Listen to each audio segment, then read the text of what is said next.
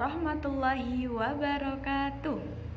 Anak-anakku kelas 1A, bagaimana kabarnya kalian hari ini? Alhamdulillah, luar biasa, Allahu Akbar. Nah, bagus. Semoga kita semua dalam keadaan sehat walafiat. Dan semoga virus ini cepat hilang ya anak-anak, supaya kita bisa belajar bersama-sama di kelas.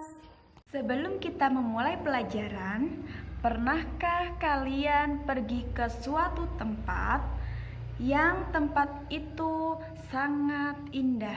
Misalnya di gunung, sungai, atau pantai. Tentunya kalian sudah pernah ke sana, bukan? Kalau sudah pernah ke sana, berarti kalian bisa menyimpulkan betapa indahnya pemandangan alam sekitar. Nah, di sini selain alam sekitar yang indah, tapi alam sekitar juga membawa bencana loh. Nah, itu yang dinamakan bencana alam. Ya, bencana alam. Apakah kalian tahu bencana alam itu? Bencana alam adalah sesuatu yang terjadi pada alam sekitar.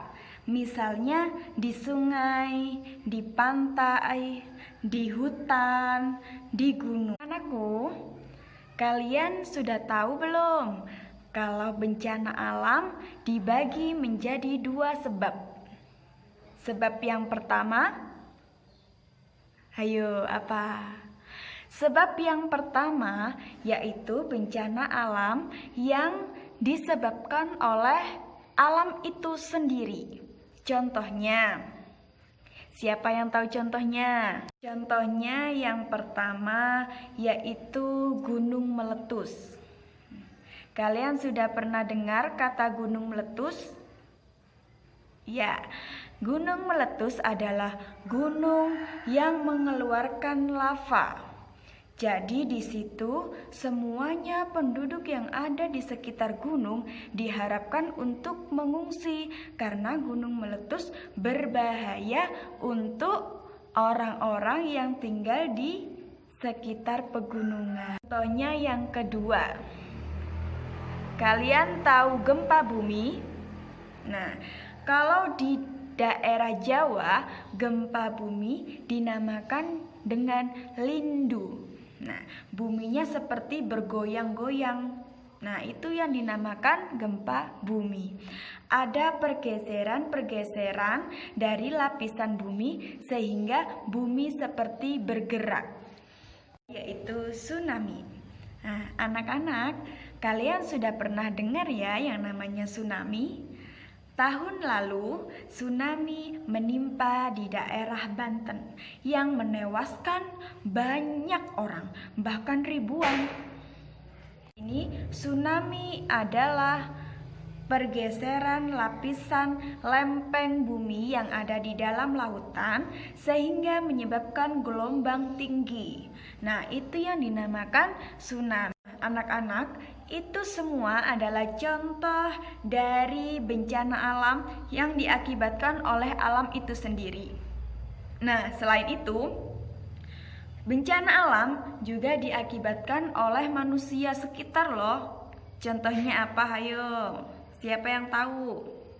Contohnya yaitu yang pertama, banjir. Nah, biasanya orang-orang membuang sampah ke sungai. Nah, itu yang menyebabkan air yang ada di dalam sungai tersumbat sehingga air tidak bisa mengalir.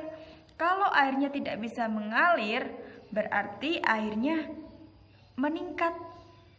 Kalau semakin meningkat, nah, sampai ke jalan, itu namanya banjir.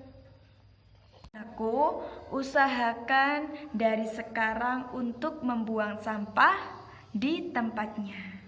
Ustazah Rima pernah ajarkan kalian ya buang sampah di tempatnya ya. Setiap masuk kelas, kalian harus mengambil sampah. Ketika istirahat, kalian juga membersihkan tempat meja. Nah, itu yang dinamakan membersihkan sekitar. Mengambil sampah itu adalah perbuatan baik, sehingga sampah tidak menumpuk, tidak berserakan kemana-mana, apalagi dibuang ke sungai, nanti menyebabkan banjir. Yang kedua yaitu longsor. Longsor biasanya terjadi di daerah dataran tinggi anak-anak. Dataran tinggi biasanya tanahnya turun ke bawah, itu yang namanya longsor. Nah, jadi kita harus tetap menjaga lingkungan sekitar kita supaya lingkungan sekitar kita juga bagus, asri.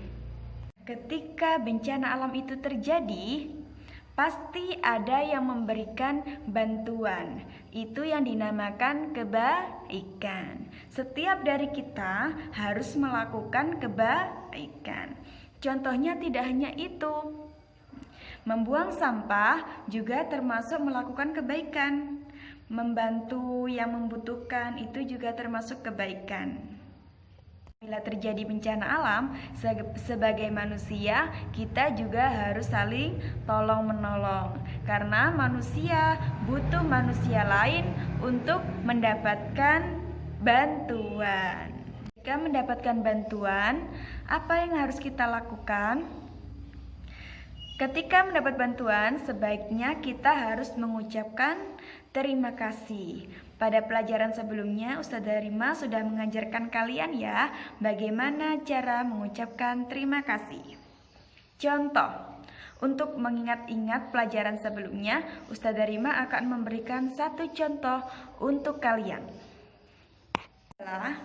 Ketika Andi terjatuh dari sepeda, kemudian Rani melihat Andi terjatuh di sepeda.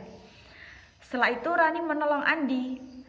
Nah, berarti Rani berbuat kebaikan. Apa yang harus dilakukan Andi? Andi harus mengucapkan terima kasih. Terima kasih Rani sudah menolong aku jatuh dari sepeda. Anak-anakku, apabila kita mendapat bantuan atau pertolongan orang lain, hendaknya kita mengucapkan terima kasih. Jangan sungkan-sungkan mengucapkan terima kasih. Karena terima kasih itu adalah balas budi kita kepada orang lain. Meskipun kita tidak bisa membalas dengan barang, tapi ungkapan terima kasih itu adalah sebuah balasan. Nah, setelah Ustazah Rima menjelaskan tentang apa itu bencana alam, giliran kalian yang harus mengerjakan tugas dari Ustazah Rima. Ada 5 soal untuk kalian, dijawab dengan benar ya. Soal yang pertama, apa yang dimaksud dengan bencana alam? Yang kedua, dibagi menjadi berapa bencana alam itu? Yang ketiga, sebutkan contoh bencana alam yang diakibatkan oleh alam itu sendiri. Yang keempat, sebutkan contoh bencana alam yang diakibatkan oleh manusia. Dan yang terakhir adalah ketika kita ditolong oleh orang lain, misalnya kita adalah korban bencana alam banjir, kita kebanjiran, kemudian ada seseorang atau tim yang menolong. Apa yang harus kita lakukan? Tentunya dengan mengucapkan ucapan terima kasih.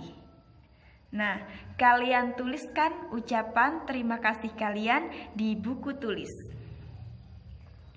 Nah, anak-anakku, untuk tugas yang semuanya itu, kalian harus menulisnya di buku tulis dan nanti disetorkan ke Ustazah Rima dengan difoto ya. Anak-anakku, demikian yang dapat Ustazah Rima sampaikan. Semoga ilmunya bermanfaat, barokah, bisa diterapkan ke lingkungan, ke sesama. Nah, semoga virus ini juga segera berakhir dan kita bisa bertemu kembali, belajar kembali di kelas. Ustazah Rima akhiri, wassalamualaikum warahmatullahi wabarakatuh. Tetap semangat belajar di rumah ya.